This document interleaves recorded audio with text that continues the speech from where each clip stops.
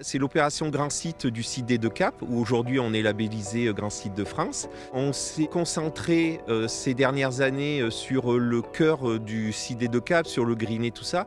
Et puis depuis 2-3 ans, on s'est occupé du Blanc-Nez. On a une vue sur la baie du 800 qui est une vue classée. Le parking, il était en bord de falaise. On a dû désaménager ces ouvrages qui se trouvaient en bord de falaise, le reconnecter au niveau de l'agglomération, donc 500 mètres plus loin. Pour finir l'aménagement de l'aire d'accueil, il y a eu 7200 arbustes de plantés, plus 40 arbres qui vont effacer le stationnement.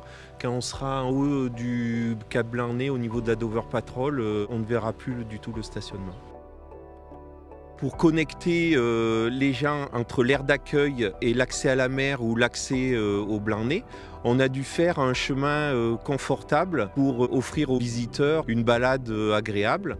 Donc on est parti sur une technique qui s'appelle une chaussée bac. C'est une chaussée à béton armé continu avec à l'intérieur un sable calcaire qu'on est aujourd'hui en train de faire apparaître. On travaille en grande partie avec des fonds FEDER, financés par l'Europe. Donc il y a eu plusieurs phases. La première des phases a été de travailler sur la RD 243 pour la remise en forme de la traverse des cales, afin de faire un aménagement optimal. C'est bien parce que tout est fait pour permettre aux touristes de découvrir l'ensemble du site avec des points de vue différents.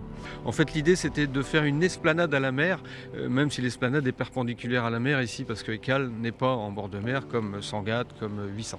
Le Grand Site aujourd'hui se porte bien. Notre idée première, c'est toujours préserver le paysage, de travailler sur le paysage, de retrouver le paysage qu'on avait peut-être il y a 100 ans. L'idée première, c'est de protéger tout ça. Protéger, valoriser et puis bien sûr accueillir le visiteur et découvrir ce paysage.